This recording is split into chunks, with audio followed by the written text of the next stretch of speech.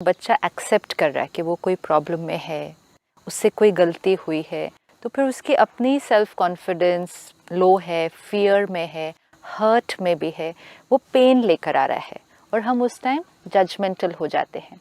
अब वॉट अगर बच्चा कोई पेन में नहीं है, वो सिंपली अपनी बात लेकर आया है और वो बात उसके पर्सपेक्टिव से बिल्कुल राइट है, और अगर बच्चा अपनी राइट बात, और ये सिर्फ बच्चा नहीं, एनीबडी, मतलब कोई भी, it can be husband, wife, friend, boss, colleague, anybody, जब कोई अपनी राइट बात हमारे सामने रखे और हम उसको रॉन्ग कहें, तो conflict has started.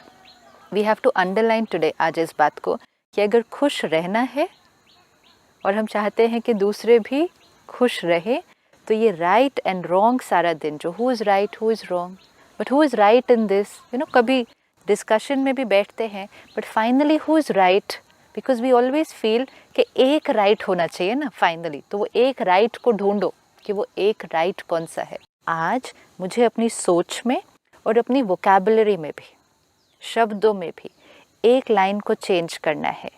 Who is right, who is wrong, ये हटाकर अब हमें जो लाइन लानी है वो ये, वी आर डिफरेंट।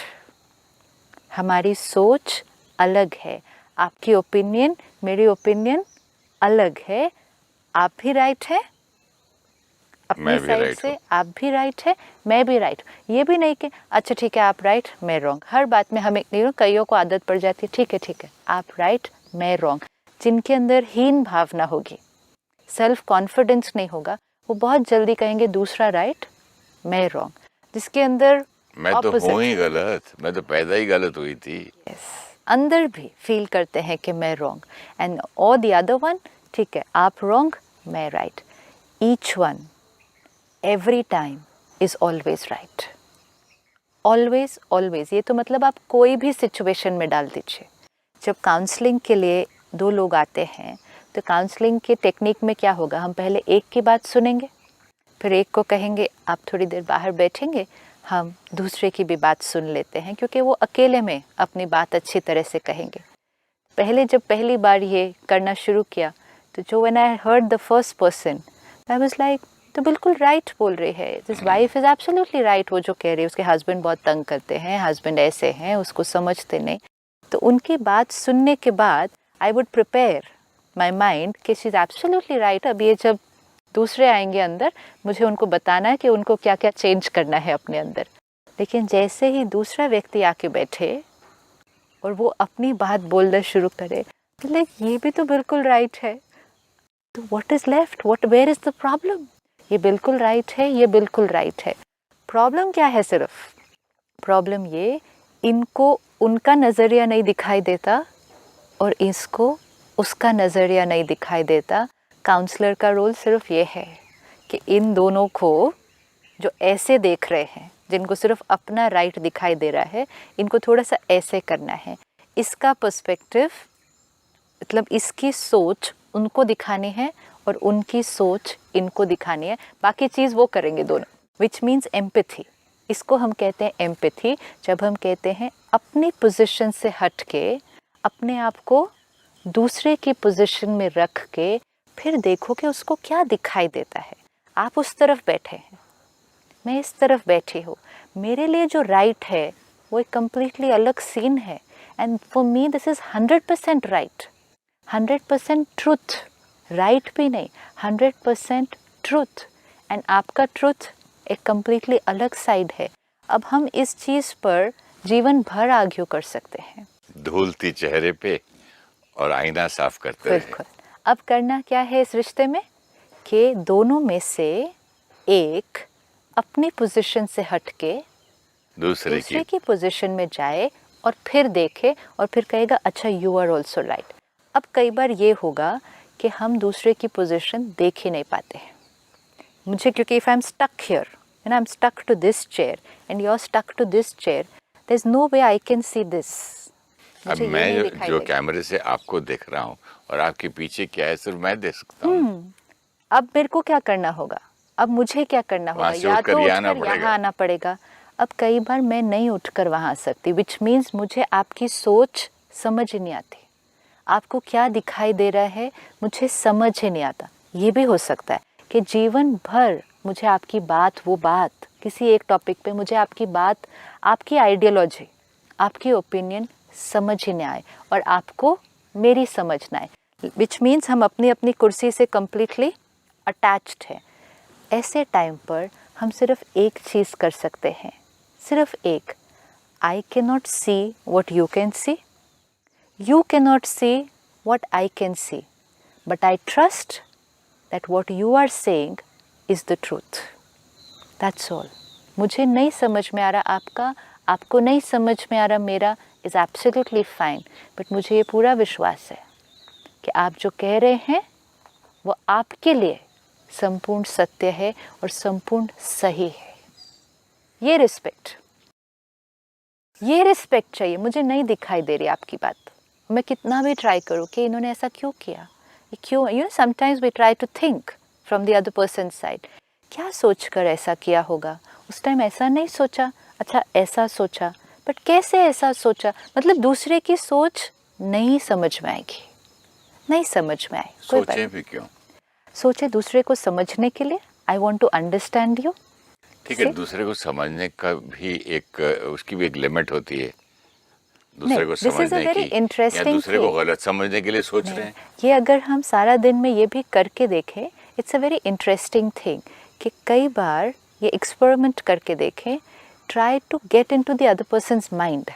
अभी मैंने ऐसे उंगली की थी, तो मैंने सोचा पीछे के कैमरे में मेरा शायद हाथ आए तो आपको कवर ना हो जाए, तो कैमरामैन ने ये सोचा कि मैंने बोला कि उसके भरोसे, भगवान के भरोसे, तो मैंने उंगली उठाई यूं, हाँ, कि आवाज प्लेन जा रहा है, प्लेन की तुम्हें आवाज आ रही है कि ऊपर, और मैं बार बार ऐसे दिखा रहा हूँ, तो वो समझ रहे हैं आपसे मैं बात कर रहा हूँ कि भगवान के भरोसे, भगवान बता रहे हैं वो।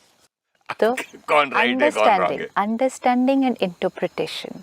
तो ये सारा दिन में हम करके देख सकते हैं कि अपनी सोच से दूसरे को नहीं एनालाइज करें, दूसरे के मन में घुसकर देखने की कोशिश करें कि वो कैसा सोचता होगा। It's a very interesting game. लेकिन मैं तो यहाँ हंस दिया, हाँ। लेकिन फिर मैं ये भी सोच सकता था ना, मैं यूं बता रहा हूँ, तुमको सुनाई नहीं देता क्या ऊपर से एयरक्राफ्ट जा रहा है, ये का मतलब क्या मैं भगवान की बात कर रहा हूँ, मैं तो एयरक्राफ्ट सुना रहा हूँ तुमको, मतलब झगड़ा शुरू हो सकता है किसी भी बात, और मैं हंस दिया, मैंने बोला क्योंकि आपने कहा अच्छा आपको ये लगा, बट एक्चुअली तो मैं ये कह रहा था, सिंपल।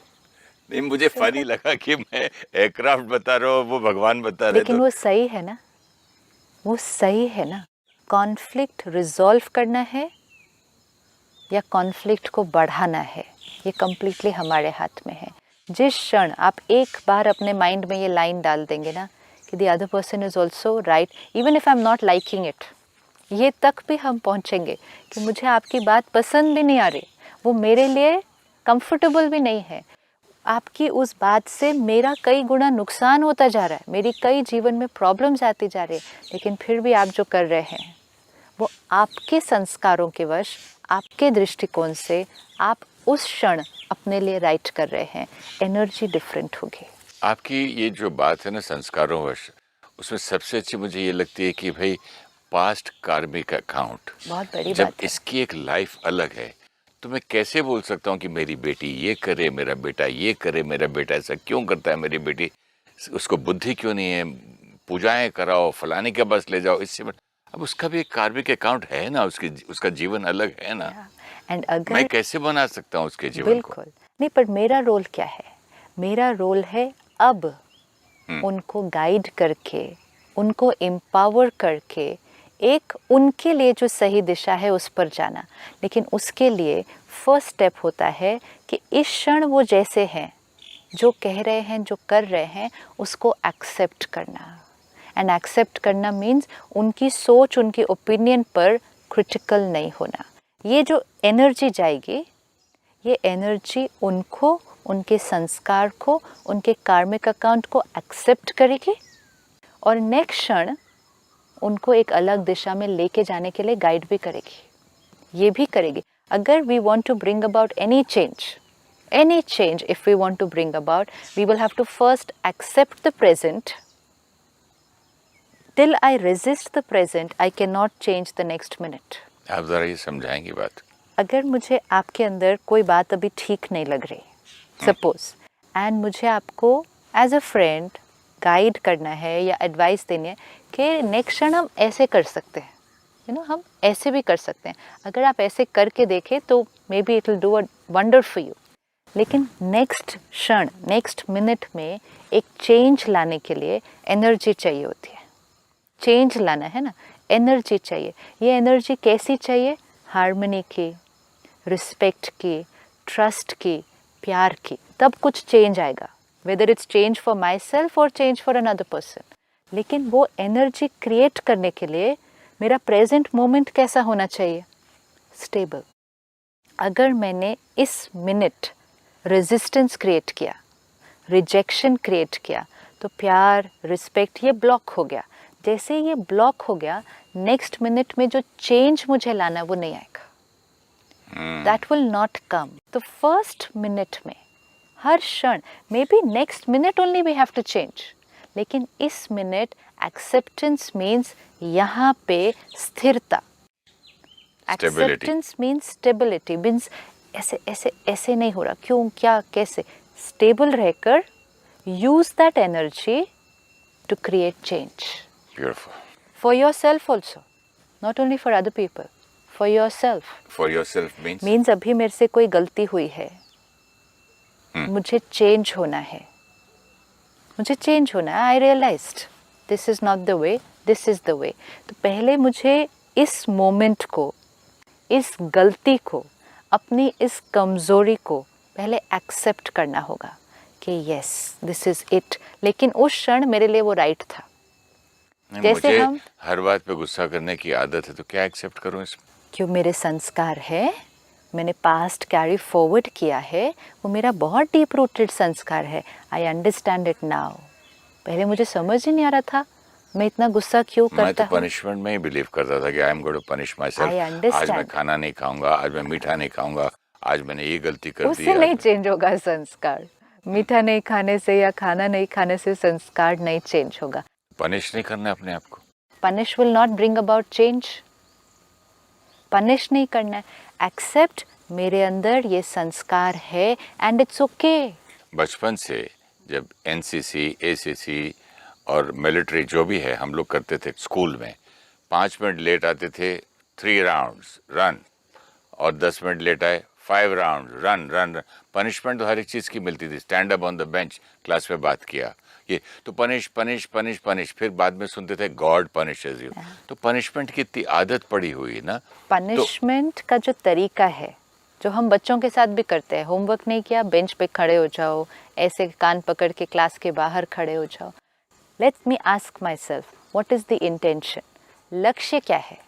क्या चाहते हैं हम? चाहते हैं कि जो आज हुआ, जो इस बच्चे ने आज किया या जो मैंने आज किया, वो दूसरी बार फिर से नहीं होना चाहिए। यही चाहिए ना। लक्ष्य तो क्लियर है ना। What happened should not happen again. अब अगर वो छोटी बात है कि होमवर्क नहीं किया या कुछ गलत बोल दिया या कुछ ऐसे कर दिया, उसमें हमने मेथड कौन सा यूज़ किया? फियर, कि ये करोगे तो नेक्स्ट टाइम फिर ऐसा होगा, इसलिए इस डर से नहीं करो कि अगर होमवर्क नहीं करके आओगे तो बेंच पे खड़ा होना पड़ेगा 1 घंटा। ये एक बार इनके साथ हो जाए तो इस डर से ये नेक्स्ट टाइम नहीं करके आएंगे। इवन उन चीज़ों में वो डर वाला मेथड यूज़ नहीं होता, क्योंकि आत्मा की ताकत, हम अपने आप को इमेजिन करें, अगर हम एक बहुत बड़े ग्रुप में बैठे हैं, एक मीटिंग चल रही है, हमने कुछ गलत बोल दिया और जो मीटिंग का लीडर है हमें कहे कान पकड़ के खड़े हो जाओ 1 घंटा सबके सामने, या हॉल के बाहर जाकर आप खड़े हो जाइए। आप मीटिंग में आपस में कैसे बात कर सकते थे इस तरह से? This is indiscipline. आपका मोबाइल बजा कैसे मीटिंग के अंदर? Indiscipline. Please go and stand outside for 1 hour. How will we feel? But how will we feel अपने लिए, एक छोटे बच्चे के लिए नहीं। अगर हमारे साथ ये एक्शन लिया जाए, ये पनिशमेंट हो कि आप कान पकड़ के बाहर खड़े हो जाइए 1 घंटे के लिए, व्हाट इज़ द फीलिंग? क्या फील होगा उस टाइम? इंसल्ट, ह्यूमिलिएशन, आत्मा की शक्ति। ऐसे मुझे कैसे सब लोग देख रहे हैं, what energy I am getting from everybody. मैं खुद कितना ह्यूमिलिएटेड फील कर रहा हूँ। शक्ति डाउन एंड चाहते हैं परिवर्तन अप। परिवर्तन लाने के लिए शक्ति जहाँ थी उससे ऊंची करनी चाहिए, उससे बढ़ानी है। हम क्या कर रहे हैं, लो करके नाउ चेंज, लो करके नाउ चेंज, एंड फिर कहते हैं कितना भी पनिश करो अब तो इसके ऊपर पनिशमेंट का भी असर नहीं होता है, ढीठ बच्चा हो दुख गया है। लेके आया, उसको डांट ढूंढ के और डिप्रेस कर दिया, अब बोलते डिप्रेशन से बाहर आओ। तो नहीं होगा ना, नहीं होगा। किसी भी संस्कार को, किसी भी बात को एक्सेप्ट करके, स्पेशली संस्कारों के लिए, फिजिकल चीज़ होमवर्क नहीं किया, ये स्टिल ईजियर कि आज नहीं किया कल से करेंगे, लेकिन ये कहना कि आज गुस्सा किया कल से नहीं करूँगा is not that easy, because it's a deep groove, एक बहुत डीप पैटर्न है जिसको मैं लेकर आया। तो जितना मैं उसके प्रति, अपने संस्कार के प्रति क्रिटिकल, गिल्ट, पनिशमेंट, मैं अपनी शक्ति को यहाँ से यहाँ लेकर आ रहा तो क्या करना है? हूँ। Accept that it is fine. How can it be fine? Absolutely it's fine. ये बिल्कुल मैं मेहनत कर रहा हूँ पिछले 20 साल से हाँ, टू इम्प्रूव। दिस संस्कार इज ओके, क्योंकि ये मेरा बहुत डीप पैटर्न है जो मैंने कैरी किया है, और बहुत सारी चीज़ें और बातें हुई होंगी जिसकी वजह से ये बना, अब ये है, and it's fine, which means ये क्यों है, क्यों मैं ऐसा हूँ, ऐसा मुझे नहीं होना चाहिए, ये थॉट्स नहीं चलने, फुल स्टॉप, फुल तो इम्प्रूव कैसे करें? नेक्स्ट मिनट है ना इम्प्रूवमेंट। तो इसके लिए अपने को कोसना नहीं है, this is important, it's fine, ये है, इट्स ओके, ये है, क्यों है, कैसे है, मैं बुरा हूँ, दूसरों में तो नहीं है, दूसरों को मेरे इस संस्कार से कितनी तकलीफ होती है, मैं ऐसा ही हूँ, मैं ऐसा ही ख़त्म हो जाऊँगा, मेरा नहीं change, this is not needed. ये क्या ट्रांसफॉर्मेशन लेके आएंगे ये सारे? Cursing myself, only depletes energy. अपने आप को बद्दुआ देते रहते हैं। So in one line, it's okay, it's fine, I have this sanskar, it's a little uncomfortable for me, ये मुझे तकलीफ देता है, बट ये है, it's a part of me, it's fine. Yes, it's आज वेरी आपसे बात इंपॉर्टेंट। करते हुए मुझे अपनी वाइज मदर की बात याद आती है। जब भी मैं बोलता था ये बच्चा ऐसे कर रहा है, भाई ऐसे कर रहा है, बोले इट्स ओके, आप पे ठीक हो जाएंगे, थोड़े दिन बाद ठीक हो जाए। मैं हमेशा कहता था तुम कमज़ोर हो, बहुत कमज़ोर है, ना डांटती है, ना गुस्सा करती है, ना कुछ, मारो दो थप्पड़ ठीक हो जाएगा। नहीं पुत्र, ठीक हो जाए।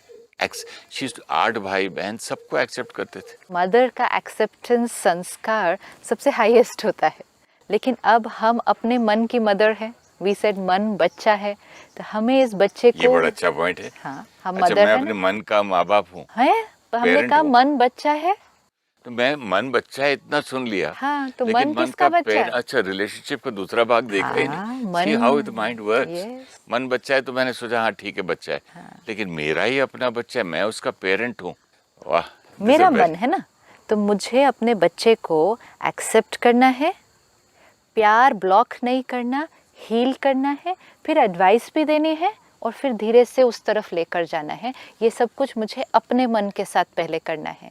एक बार अपने मन के साथ करना शुरू किया, तब औरों के मन के साथ करना ईजियर होगा। तो इसका मतलब ये है जब मैं अपने मन को हेट करने लगता हूँ, अपने आप को गालियाँ देता हूँ, अपने आप को पनिश करता हूँ, तो फिर मैं फैमिली के साथ भी यही करता हूँ, दुनिया नौकर के साथ भी ऐसे करता हूँ। क्योंकि वो मेरा बिलीफ सिस्टम है, दिस इज द वे। अगर कोई गलती करे उसको कर्स करो, क्रिटिसाइज करो, डांटो, फिर उसको ऑर्डर करो कि ऐसे नहीं, ऐसे करना चाहिए था, और 10 बार याद दिलाओ तुमने उस दिन ये कर दिया था गलती। So that's not the way. तो वो रिजल्ट नहीं आ रहा, तो पहले एक्सपेरिमेंट अपने साथ, और जब दिखाई देगा कि अच्छा this is the way it works, फिर वो नेचुरली आप दूसरों के साथ करेंगे, फिर वो करना नहीं पड़ेगा, इट विल बी नेचुरल। जब आप एक्सेप्ट करेंगे अपने आप को कि हाँ संस्कार चेंज करना इतना इजी नहीं होता है, मैं लॉजिकली भी कुछ सोचूं तो भी मेरे संस्कार मुझे किसी और डायरेक्शन में पुश करते हैं, मेरे कार्मिक अकाउंट मुझे किसी और डायरेक्शन में पुश करते हैं। जैसे मेरे मन को ऐसा होता है तो फिर दूसरे के मन को भी ऐसा ही होता होगा। तो एक्सेप्ट करना कितना इजी होगा। अगर मेरे पेरेंट्स मुझे लॉजिकली सही कह रहे थे कोई बात, फिर भी मेरा मन उनकी बात को समझ ही नहीं पा रहा था, मेरा मन एक कम्प्लीटली अलग डायरेक्शन में जा रहा था, जो पूरी दुनिया को उस टाइम लगता कि इलॉजिकल है, लेकिन आपके मन ने कहा मेरे लिए ये कम्प्लीटली सही है। जैसे मेरा मन ऐसे वर्क करता है, वैसे मेरे बच्चे का मन भी ऐसे ही वर्क करता होगा। अब मैं एज अ पेरेंट अपने बेटे को, बेटी को कितना भी बोलूं कि क्या राइट है, उनके मन में राइट की डेफिनेशन तो कुछ और होगी, तो should I not accept that? Then why am I saying कि वो समझते नहीं है, वो ऐसे है, वो they are absolutely right, because मन ऐसे वर्क करता है। मैंने अपने मन को देखा है ऐसे वर्क करते हुए। अपने मन के साथ ही खेलना है सारा दिन, फिर दूसरे के मन को समझना बहुत इजी होता जाएगा। तो पहले कोसना नहीं, गुस्सा नहीं होना, बुरा नहीं फील करना, गिल्ट में नहीं जाना, पूरी एनर्जी इस पे लगाना। अब नेक्स्ट परिस्थिति आएगी ना, अभी नेक्स्ट बात भी तो आने वाली है, 5 मिनट में ही आएगी कोई और बात। Now I will prepare. अब ये बात आएगी ना, I am going to do it completely a different way, peaceful, loveful, जो भी मैंने अपने लिए तरीका देखा, मुझे उस तरह से उस परिस्थिति को अब फेस करना है। Past is past, over, completely on the next minute. अच्छा, नेक्स्ट मिनट में हो सकता है फिर गलती हो जाए, कोई बात नहीं, past is past, over, completely in the next minute. मतलब अपनी एनर्जी को वेस्ट नहीं करेंगे, अपनी सारी एनर्जी को परिवर्तन में लगाएंगे, तो धीरे धीरे वो संस्कार चेंज हो जाएगा। और सारा दिन में ये अब पकड़ के रखना है, I am right, I am always right, ये इम्पोर्टेंट है। That moment I am right, next moment I am ready to change.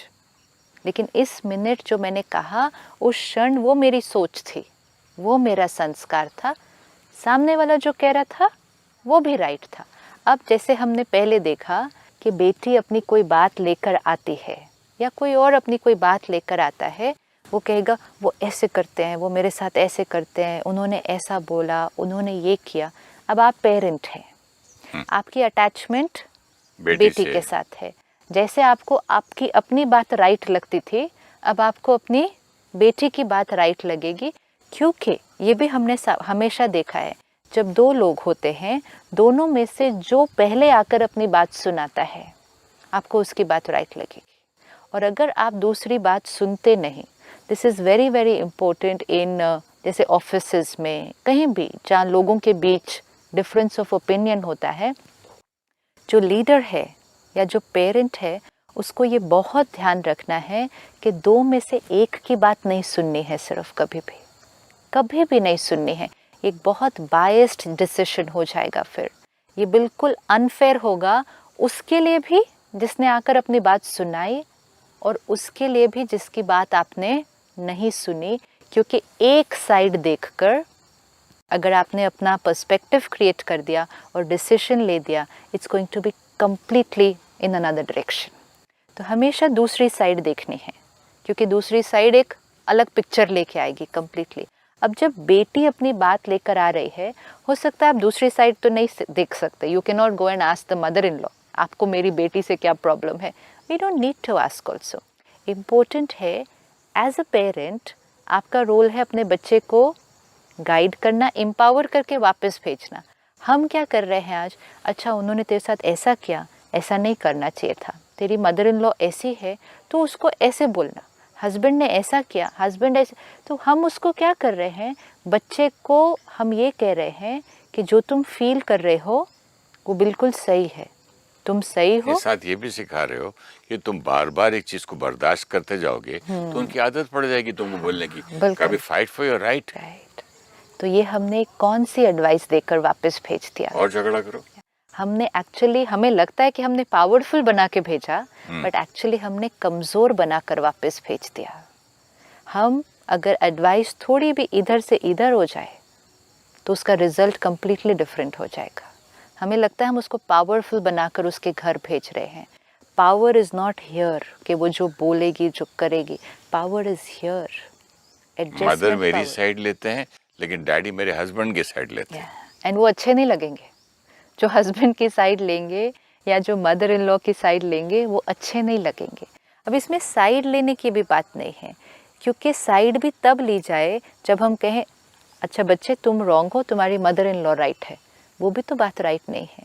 सच क्या है, तुम भी राइट हो, तुम्हारी मदर इन लॉ भी राइट है, तुम भी राइट हो, तुम्हारे हस्बैंड भी राइट है, तुम भी राइट हो, तुम्हारा बच्चा भी राइट है। अब जो आपके पास एडवाइस लेने आए हैं, सपोज आपकी डॉटर आपके पास एडवाइस लेने आई है, तो आपका रोल है बात को सुन लेना, पूरी बात पहले सुनो। अगर सुनेंगे नहीं तो सामने वाला अब कुछ सुनने के लिए रेडी नहीं है। पहले सब सुन ले, सारा सुन ले जब तक वो अपना खाली कर ले अंदर बात, और उसके बाद एडवाइस मीन्स आप बिल्कुल सही हो। What you are saying, you are absolutely right. आपको तकलीफ हो रही है ना उस घर में, आपको ये सब हो रहा है, आई अंडरस्टैंड, आप बिल्कुल राइट हो। लेकिन 1 मिनट के लिए क्या हम उनका साइड देखें कि वो क्या सोच रहे हैं, वो क्या फील करते हैं आपके बारे में, वो क्यों ऐसा बोल रहे हैं। 1 मिनट उनका देखें दृष्टिकोण। पेरेंट का रोल है या जो फैसिलिटेटर काउंसलर है उसका रोल है इनको दूसरे का पर्सपेक्टिव दिखाना कि वो भी कैसे राइट है, फिर उनको दोनों को छोड़ देना। अब वो बात को वो लोग ठीक करेंगे, थर्ड पर्सन उससे ज़्यादा कुछ नहीं कर सकता है। We can not change relationships, we can not change karmic accounts, ये हमारा रोल नहीं है, क्योंकि वो उन दो आत्माओं का बात है। लास्ट का क्या था, दोनों को अपना अपना, दोनों को, जैसे बेटी है उसको आप मदर इन लॉ का पर्सपेक्टिव दिखा के फिर आपको छोड़ देना होगा। यानी कि अगर आप उसकी एक गलती बताओगे मुझे, हाँ। तो उसकी लिस्ट में मांगो, हाँ। तो वो आपकी 10 बताएगी। तो दोनों के पास लिस्ट है।